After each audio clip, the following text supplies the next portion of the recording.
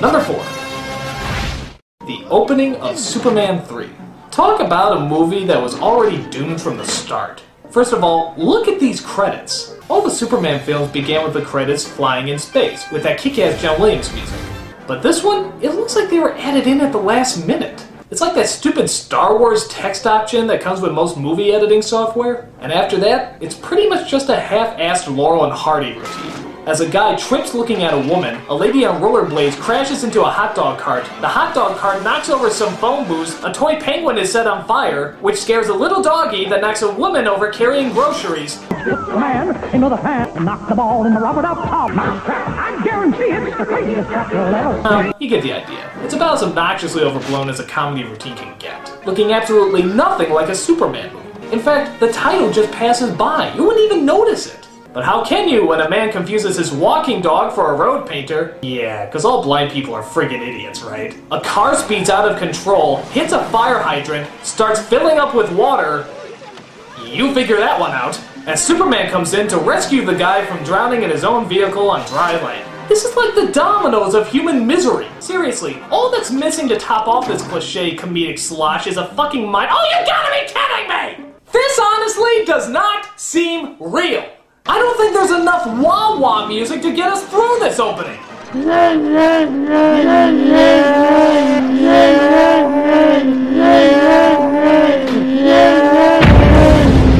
Right, you blew up the wah-wah machine!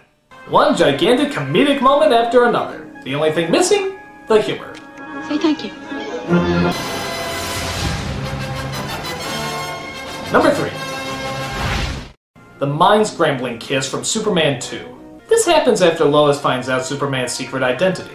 They go all the way through the movie, and I mean all the way, until they get to the very end, as Superman feels Lois's life would be a lot easier if she never knew who he really was. So he gives her a kiss that somehow deletes all memory about him being Superman. What's happening in the world? How the fuck does that work? Is there a mind-altering breath mint he slips her, or does his tongue just work his way into her brain and take out the parts he doesn't like? For that matter, why doesn't he use this power more often? I mean, it'd be weird, but he could technically use that kiss to give all the supervillains amnesia. He'd fly up to Lex Luthor and he'd be like, Superman, allow me to explain my evil plot. Who the hell am I? I mean, okay, it'd be gross, but imagine how many lives you could save. This was obviously used to get people back to the status quo. Lois doesn't know who Superman is, so it keeps the romantic mystery alive. But really, the only mystery left in all of this is, how the hell did that kiss work? Not one of your great thinkers. Number 2. Richard Pryor in Superman 3. Now, we've all seen Richard Pryor on stand-up and even in other movies. So we know this guy was not only funny, he was a comic legend. But I think somebody forgot to tell him that when he did Superman 3. Because good God, this is one of the unfunniest performances ever.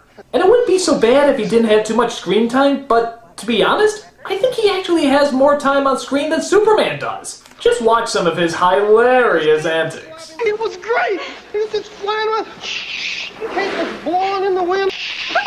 And he landed right in the middle of this big plantation. Dun, dun, dun, dun. Right? And he checked everything out, right, with his X-ray vision before he did that. Dried up everything. Just like that. I'm talking about dried it up like the machines that they have in the men's rooms. You know what I'm talking about? The hot air comes out and you put your hands under there and you dry them off. Sometimes they don't work, right? It's the Ross. It was the big.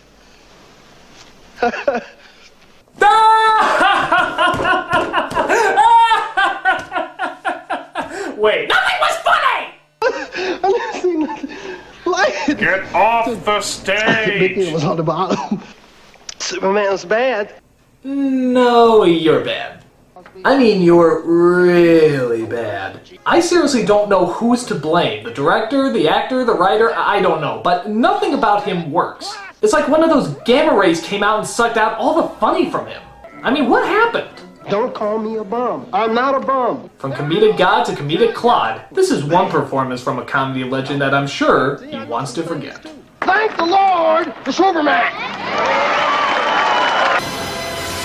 And the #1 dumbest Superman moment is... spinning the Earth backwards from Superman 1. It's ironic that the first and best of the movies should have the biggest flaw, but in this nonsensical, moronic conclusion to an otherwise flawless movie, it's pretty hard to overlook. It all starts as Lois Lane actually dies in an earthquake because Superman could only stop one missile but not the other.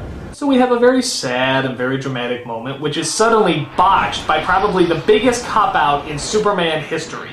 Superman flies around the world several times, forcing the rotation of the Earth to go backwards, thus sending everything back in time. That way he can stop the other missile, allowing Lois to live. Where the hell do I begin? First, if you stop the Earth and spin it back in time, you wouldn't time travel. People would just fall off the friggin' thing. And everyone will fly off the face of the Earth. Second, if Superman can fly so fast that he could spin the Earth backwards, why the hell couldn't he just get both missiles then? Look, one would be there and one would be there. He passes them in like a nanosecond! Even you, with your great speed, couldn't stop both of them. No, he's just fast enough to fly around the Earth and change the rotation. Third, if he went back to save Lois, that must mean there's another Superman somewhere stopping the one other missile from before. So, really, shouldn't there be two Supermans flying around? I mean, where's the other one?